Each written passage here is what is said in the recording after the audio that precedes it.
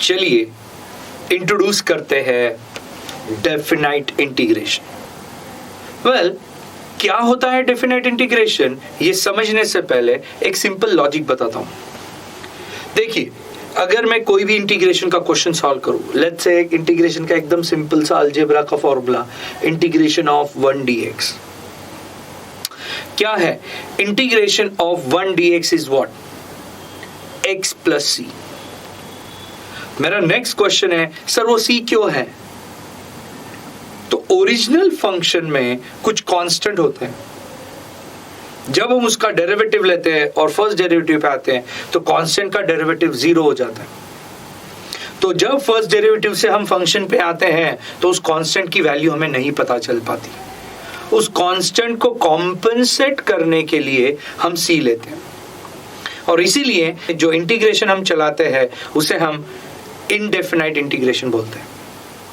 But exactly इसका एक step up है definite integration. Well, definite integration में हम फंक्शन की वैल्यू स्पेसिफिक रेंज में एग्जैक्टली बता सकते हैं। मैं एक्सप्लेन करना चाहूंगा।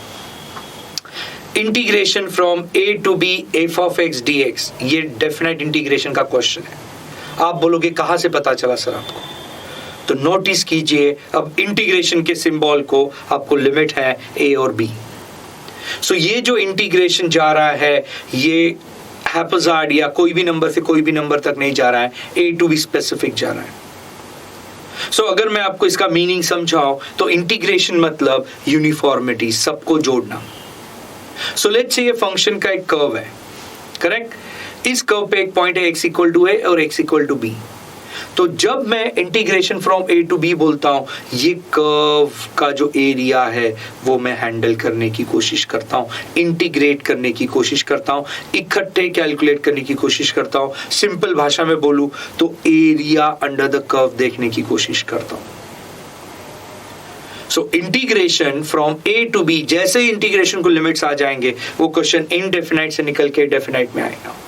तो फिर क्वेश्चन आएगा कि सर हम डेफिनाइट इंटीग्रेशन को हैंडल कैसे करेंगे? So I will tell you 90% of definite integration is integration and 10% is value calculation.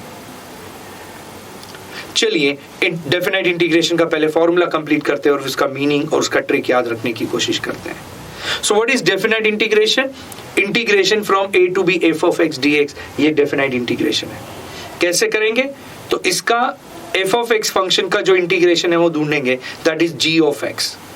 But याद रखिए अब यहाँ पे प्लस c नहीं होगा, यहाँ पे g of x होगा, स्क्वायर ब्रैकेट्स के एंड में लिमिट्स आ जाएंगे a टू b के, करेक्ट?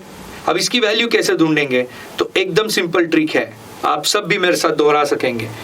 मैं पहले समझाता हूँ फिर दूसरी बार हम सब मिलकर दोहराएंगे। ऊपर की वैल्यू प्लस में और नीचे की वैल्यू माइनस में। मेरे साथ रिपीट करेंगे, ऊपर की वैल्यू प्लस में और नीचे की वैल्यू माइनस में। बोलने का मतलब है कि जो g ऑफ x में जहां जहां भी x है वहां ऊपर की वैल्यू पुट करेंगे, फिर एक माइनस सिंबल आएगा, फिर नीचे की वैल्यू g ऑफ x में जहां जहां भी x है वहां पुट करेंगे, दैट इज g ऑफ ऊपर की वैल्यू पुट करेंगे b माइनस नीचे की वैल्यू माइनस में माइनस g ऑफ a। एक बार वापस डेफिनेट इंटीग्रेशन का हम फॉर्मूला रिवाइज करते हैं। Integration from a to b f of x dx is, बोलिए क्या है? Correct, g of x from a to b। और कैसे करेंगे? एकदम सिंपल, बोलिए मेरे साथ, ऊपर की वैल्यू प्लस में नीचे की वैल्यू माइनस में, that is g of b minus g of a।